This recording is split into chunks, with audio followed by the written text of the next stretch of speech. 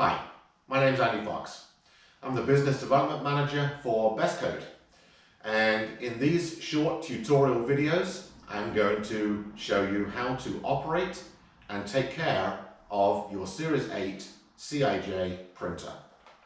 In this first short video, I'm going to tell you how to power on and off the printer, how to start and stop the jet, how to clean the printhead, how to add ink and makeup using the smart fill labels, how to create a basic message, and then how to select that message for printing.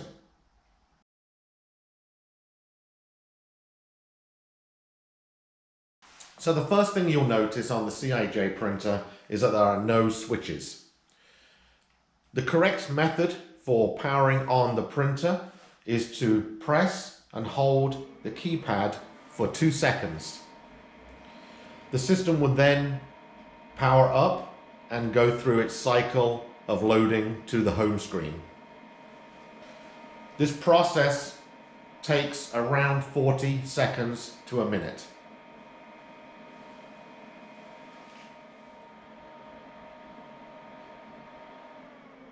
Now we are in the final stages of loading to the home screen. So from the home screen now, to shut the printer off is simple bottom left power button and then click OK to acknowledge, and the system will shut down and power off.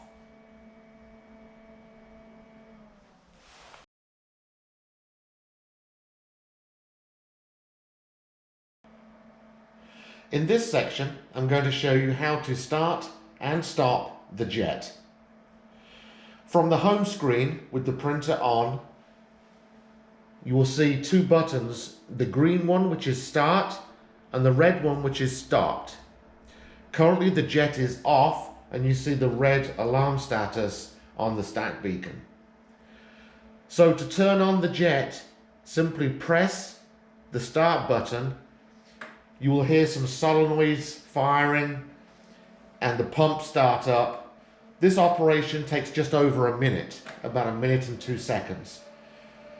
So during this, what the printer is doing is vacuuming out all of the cleaning solution that was put in there from the previous shutdown, and then loading fresh ink in and starting the jet ready to print. The status bar is counting down, and when it gets down to 0, it will come up with the green ready status, and you will see the beacon change from red to green. The printer will not print in this condition. You will hear the printer jet coming down and running into the return gutter.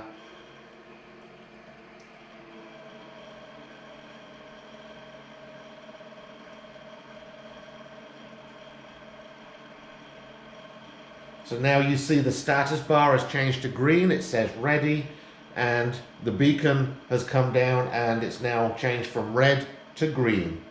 The printer is now ready to print. At the end of production, when you want to stop the printer,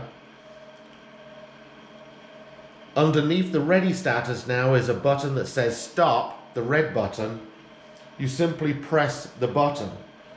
The only time you need to turn the jet off is if you are going to leave the printer for longer than a couple of hours without printing. For a simple lunch break for an hour, I would not turn the jet off. Obviously, don't leave the jet running overnight, unattended, or at the weekends. So to go ahead and turn the jet off, we hit the stop button, and you will see the button animation playing and the stopping jet coming down 1 minute 50 for the jet to finish. And what this is doing now, it's vacuuming out the ink that we were just using, and then it will come in and put cleaner in the printhead flush the print head, clean the nozzle, the return gutter, and then get down into a standby status. At this point in time, you are unable to print.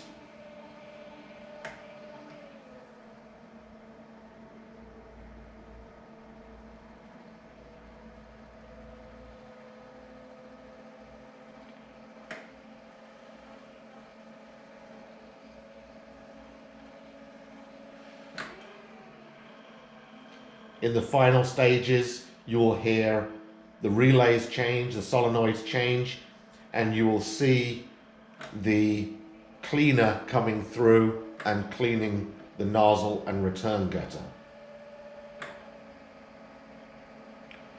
Once this process has finished, it will go into standby mode.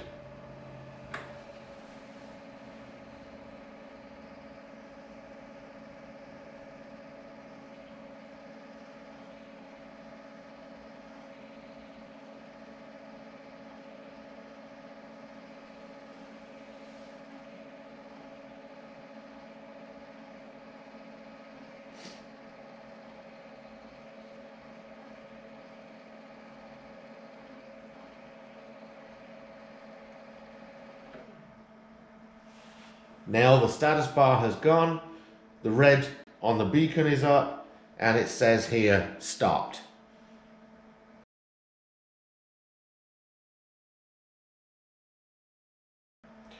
So with the jet stopped, now we are able to do a manual clean of the components inside the printhead. Never attempt to clean the printhead while the jet is running. So for cleaning the printhead, you will need a bottle of cleaner. Please use the correct cleaner for the ink type you're using. And you will need a beaker. To clean the printhead, remove the cover and expose the components inside the head.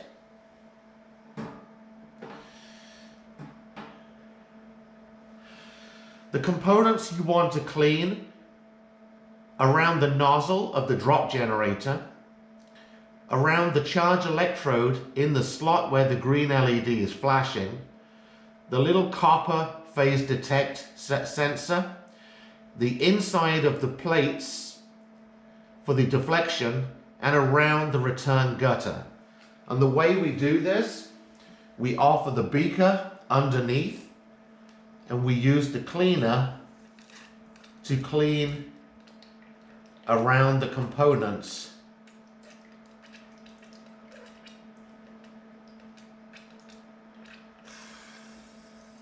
Make sure the components are clean. Remove the cup, the beaker. Very important now to let all the components dry properly before we start the jet back up. The cleaner does evaporate very fast, but it can be accelerated by using low pressure air, or better still, a little priming bulb. Please do not blow on the printhead. The fumes are very, very toxic and can be inhaled and cause damage. Once the components are clean and dry, we can return the printhead cover plate, put the printhead back on production line, start the jet, and continue running in production.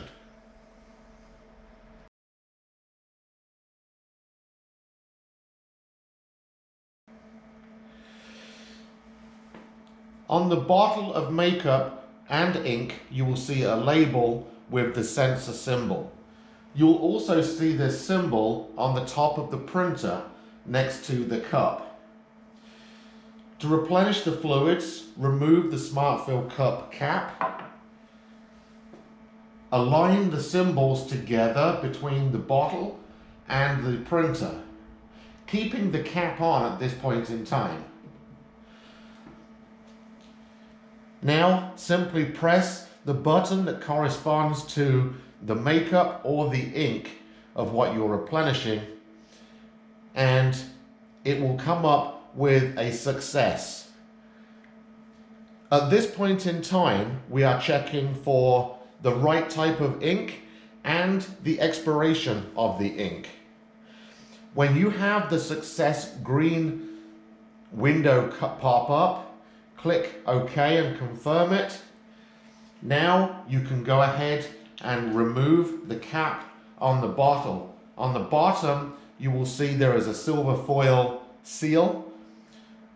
Inside the bottom of the cup, there is a septum that when you push the bottle in, it will pierce this foil and drain the fluid into the printer. So now we're just going to pierce the bottle. You hear the liquid draining into the printer. This will take around about 30 to 40 seconds. Please don't remove this bottle during this process.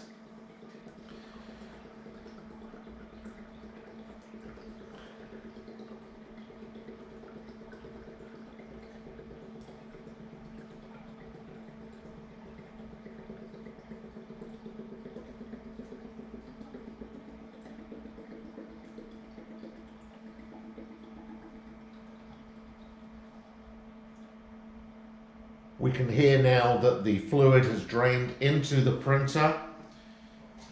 Lift the bottle. You will see a few drips. Get the cap, put the cap back on, and then return the lid for the smart fill. Now you will see the status is full. The ink is identical process. On the bottle, you will see that there is a smart fill a sensor. Leaving the cap on, take this off, put this in, hit the button. I'm not going to on this test because I'm already full.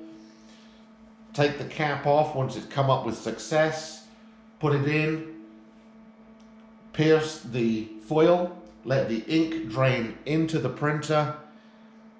Take the bottle out carefully, put the cap back on, dispose of the bottle, and then put the cap back on the smart fill cup. Now we have both statuses full and we're ready for production.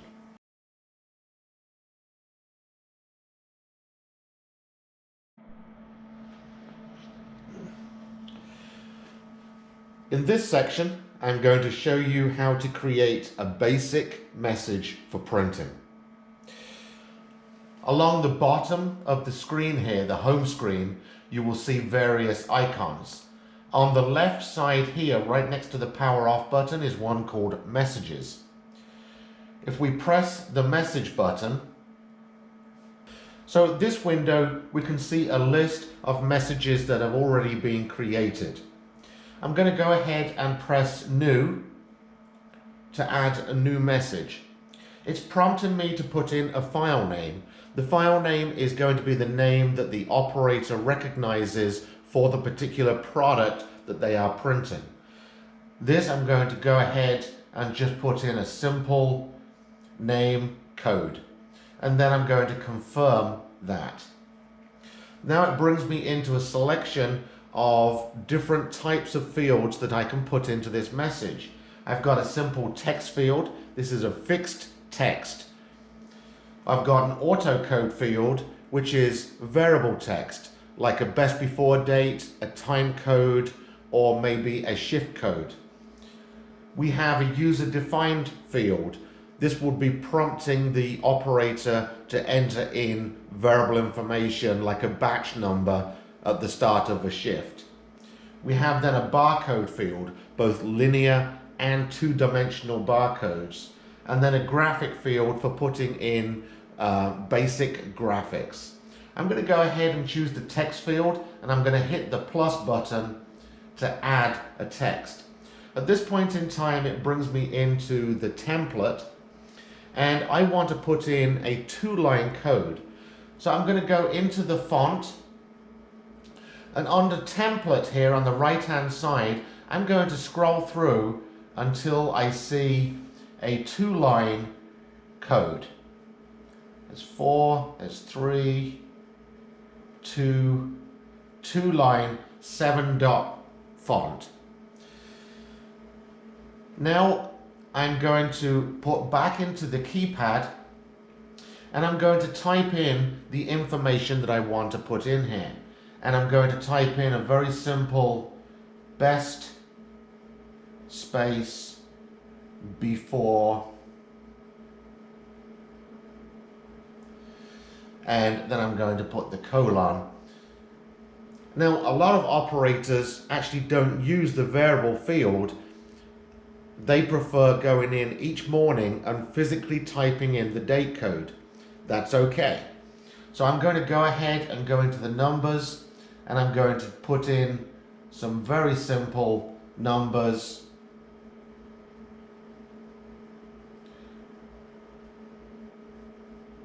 Like this. Now this field is created, and you can see that it's highlighted in yellow, which means now that we can edit it or we can move it. So by holding this field, now I can move this to the top line, or I can move it back.